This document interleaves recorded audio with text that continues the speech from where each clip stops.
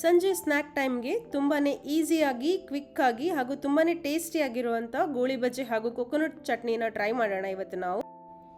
ಮೊದಲಿಗೆ ಒಂದು ಬೌಲಲ್ಲಿ 1 ಕಪ್ ಆಗೋಷ್ಟು ಮೈದಾ, 1/2 ಕಪ್ ಮೊಸರು, 1 ಟೇಬಲ್ ಸ್ಪೂನ್ ಹಸಿಮೆಣಸಿನಕಾಯಿ, 1 ಟೀ ಸ್ಪೂನ್ ಶುಂಠಿ, 1 ಟೇಬಲ್ ಸ್ಪೂನ್ ಕರಿಬೇವಿನ ಎಲೆಗಳು, ಸ್ವಲ್ಪ ತೆಂಗಿನಕಾಯಿ, 2 teaspoon sugar, 1 tablespoon salt, 1/2 teaspoon baking soda ಹಾಕೊಂಡ್ಬಿಟ್ಟು ಚೆನ್ನಾಗಿ ಮಿಕ್ಸ್ ಮಾಡಿ ಅದಕ್ಕೆ ಮತ್ತೆ ಒಂದು 1/4 ಕಪ್ ಆಗೋಷ್ಟು ನೀರನ್ನು ಸೇರಿಸ್ಬಿಟ್ಟು ಚೆನ್ನಾಗಿ ಈ ವಿಡಿಯೋದಲ್ಲಿ ನಾವು ನಿಮಗೆ ಕಾಣಿಸೋ ಅಂಥ ಕನ್ಸಿಸ್ಟೆನ್ಸಿ ಬರೋ ತನಕ ಚೆನ್ನಾಗಿ ಬೀಟ್ ಮಾಡ್ಕೊಳ್ಬೇಕು. ಅಂದರೆ ಒಂದು 3 to 5 minutes ಇದನ್ನು ಚೆನ್ನಾಗಿ ಬೀಟ್ ಮಾಡಿಕೊಂಡು ಒಂದು 1/2 an hour ಪಕ್ಕಕ್ಕೆ ಎತ್ತಿಟ್ಕೊಳ್ಬೇಕು.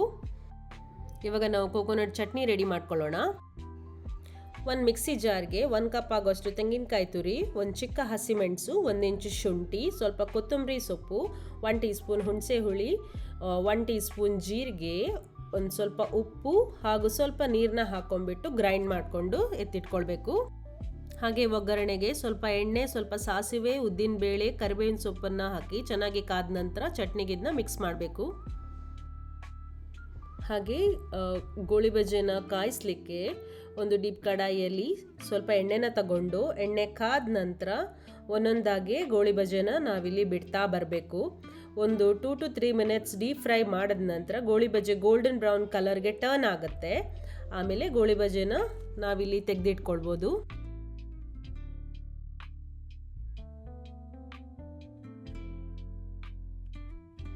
ಇವಾಗ ಇಲ್ಲಿ ಗೋಳಿ ಬಜ್ಜಿ ರೆಡಿಯಾಗಿದೆ.